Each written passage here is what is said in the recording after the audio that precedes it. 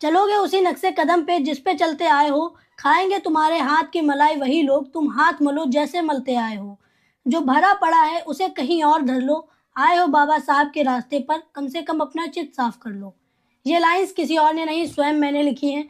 ये लाइंस इस वीडियो को पूरी तरह से डिफाइन कर रही है। बात शुरू करने से पहले मैं आप लोगों को एक बात बताना चाहता हूँ। मैंने आज से लगभग 1 साल पहले एक शॉर्ट वीडियो बनाई थी, जिसे आपको सबसे पहले देखना चाहिए। न जाने क्यों कॉपी करते हैं अम्बेडकरवादी हिंदू समाज के गानों से लेकर समाज के चाल चलन को, जबकि डिसाइड किया गया था कि सवर्णों से अलग बाबा साहब की बनाई गई विचारधारा पर चलना है। तो फिर क्यों हनुमान चालीसा को अम्बेडकर चालीसा बना रहे हैं? चलो ठीक है, एक गाने के लिरिक्स और म्यूजिक नहीं मिल रही थी तो कॉपी कर लिया, लेकिन मैं देख रहा हूँ लगातार हिंदू समाज के प्रसिद्ध संगीतों में बाबा साहब का नाम जोड़कर गाने बना दिए जाते हैं। क्या तुम्हारे पास भी मिशन गायक नहीं है?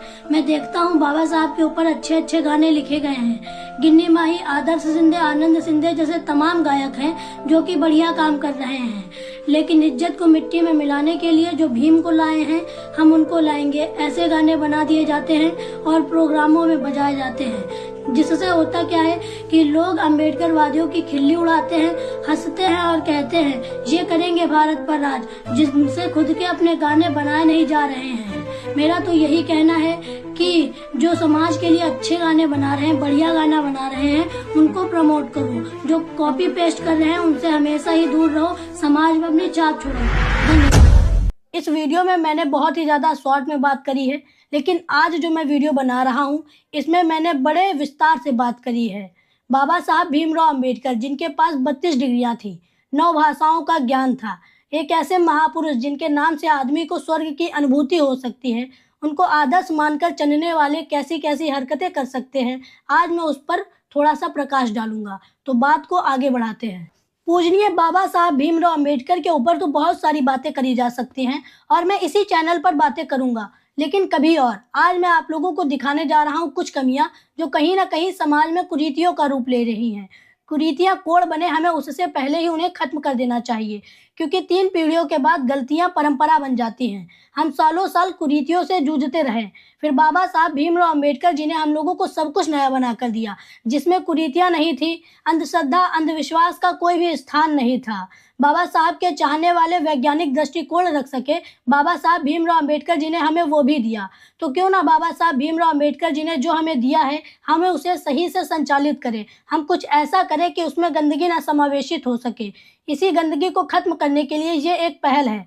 मैं देखता हूँ बाबा साहब के नाम पर बड़ा अंधविश्वास और अंधश्रद्धा स्थापित करी जा रही है।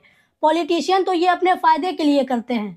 कभी वो बाबा साहब भीमराव अंबेडकर की प्रतिमा पर फूल चढ़ाते हैं, माला चढ़ाते हैं, जय भीम करते हैं, और दूसरी तरफ देखने को मिलता है कि कहते हैं जितना ये लोग जय भीम करते हैं, अगर उतना भगवान का नाम लिया होता तो इनको स्वर्ग मिल जाता।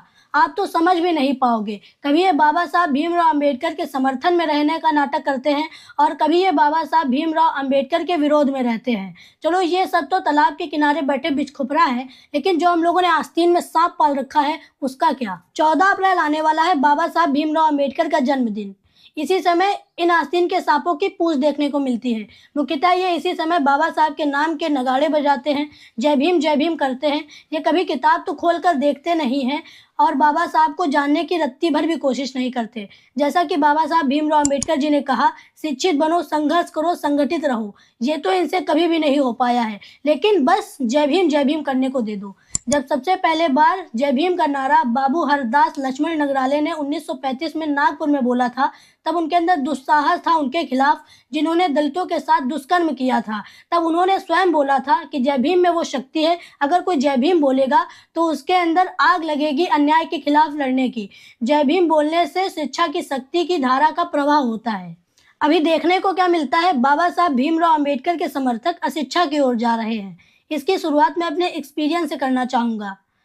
जैसा कि अभी बाबा साहब भीमराव अंबेडकर जी का जन्मदिन आ रहा है 14 अप्रैल, तो अभी हमारे क्षेत्र में बाबा साहब भीमराव अंबेडकर जी के 134वें जन्मदिन के पोस्टर लगाए जा रहे हैं दीवारों पर। आप सोचिए एक पोस्टर का फॉर्मेट कैसा होना चाहिए। कुछ ज़्यादा बड़े शब्दों में बाबा साहब भीमराव अंबेडकर के कोट्स, मतलब कि उनके विचार, और जो प्रोग्राम हो रहा है उसके डिस्क्रिप्शन, लेकिन देखने को क्या मिलता है? छोटे छोटे शब्दों में लोगों के नाम लिखे हुए हैं। इसको पढ़ने में केवल वही इंटरेस्टेड होगा जिसके उस पर्चे में नाम लिखे हैं, वरना तो कोई पढ़ने में रुचि नहीं रखेगा। ऐसे पर्चे और पोस्टर लगाकर केवल समाज में दिखावा और आत्मप्रचार को बढ़ावा दिया जा सकता है। ऐसे पोस्टर या पर्चे लगाकर केवल गंवारपन ही साबित किया जा सकता है। अभी मेरे तरफ एक पोस्टर लगा था जिसमें मैंने देखा बाबा साहब और भगवान बुद्ध की प्रतिमा बिल्कुल छोटी छोटी थी और जो लोग थे उनकी इतनी बड़ी बड़ी प्रतिमाएं थी, मतलब कि उनकी पिक्चर लगी हुई थी और केवल उसमें बाबा साहब भीमराव अम्बेडकर जी का नाम ही मुझे पढ़ने को मिला और सब लोगों के नाम लिखे हुए हैं। इतना ही नहीं, बाबा साहब भीमराव अम्बेडकर जी के इतना पढ़े लिखे होने के बावजूद भी उनके बच्चों की अशिक्षा आज मैं आप लोगों के सामने रखने जा रहा हूँ।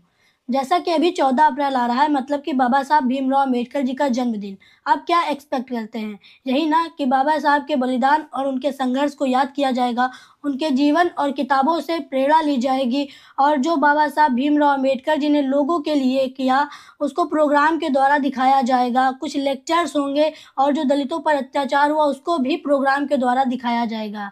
नहीं, लेकिन देखने को क्या मिलता है कि भड़काऊ बयान हो रहे हैं, फिल्मी गानों पर डांस हो रहा है, नेता नगरी सब कुछ हो रहा है। क्या बाबा साहब भीमराव अम्बेडकर जी के बच्चों को इतना नहीं पता कि कैसे गाने बजवाने चाहिए, कैसे लोगों को बुलाना चाहिए और कैसे गाने बनाने चाहिए? पिछली बार मैं एक प्रोग्राम में गया था जहां मैं शर्म से वापस आ गया था।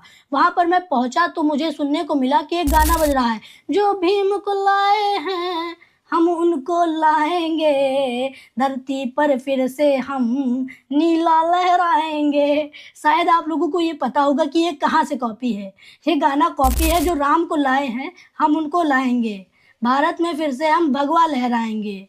इस गाने को बनाया है कन्हैया मित्तल जी ने, तंज कसने के कारण इसको भी कॉपी कर लिया गया।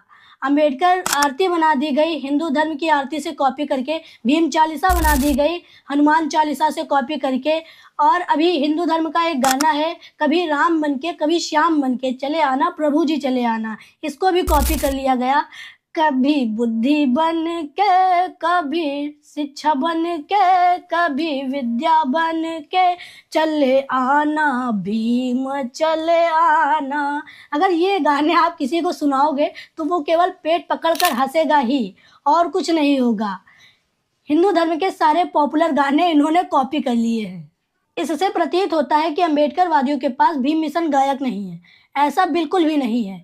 ये वही लोग हैं, ऐसे गाने सुनने में वही लोग वाइब करते हैं जो अभी जल्द ही अम्बेडकर राइट हुए हैं। इनका वही स्वाद है। पूरे जीवन इन्होंने ऐसे ही गाने गाए हैं, भजन सुने हैं, तो ये इनके जीवन से दूर नहीं हो रहे हैं। बाहर तो ये अम्बेडकर जी के हो गए हैं, लेकिन अंदर अभी भी उनके वही बैठे हुए हैं। बौद्ध धर्म का पूरा साहित्य पाली भाषा में है और लोगों को पाली भाषा की समझ नहीं है। इन लोगों को क्या पता गाने कैसे होते हैं। ऐसा नहीं है कि केवल पाली भाषा में ही गाने अच्छे होते हैं। अभी एक गाना आया था जिस पर पूरे देश ने वाइब किया था, पूरा देश झूमा था। वो गाना शायद आप लोगों ने भी सुना होगा, जय भीम लिखा रे शीशे पे, VIP नंबर कारा के, थारी रेंज के बाहर के छोरे छोरे देख चमारा के। ये गाना इतना पॉपुलर हुआ, इस पर पूरे देश ने झूमा। ये अकेला गाना नहीं है, अभी गिन्नी माई जी का भी गाना आया है, द लेजेंड बाबा साहब, वो भी आग लगा रहा है, उस पर भी पूरा देश झूम रहा है। अपने पास अगर भीम गायक की बात करी जाए तो एक से एक बढ़कर है हम लोगों के पास धुरंधर, जैसे गिन्नी माही, आदर्श शिंदे, आनंद शिंदे, हेमंत कुमार बौद्ध और शकुंतला। अगर मैं नाम बताने बैठूं तो 10 से 15 मिनट ऐसे ही लग जाए। चलो ये तो बात हो गई सिंगर्स की। अपने पास पोइट लिखने वाले भी बहुत अच्छे हैं जो पोएट्री लिखते हैं। अभी एक मैंने पोएट्री सुनी, जय भीम गाथा, भाई सुनकर रोंगटे खड़े हो गए, इतनी अच्छी पोएट्री है। मैं आखिरी में उसकी 2 लाइनें लगा दूंगा। एक ऐसे महापुरुष की जिनके संघर्षों का कोई अंत नहीं है, भारत के इतिहास में इनसे उज्जवल कोई सूरज नहीं है।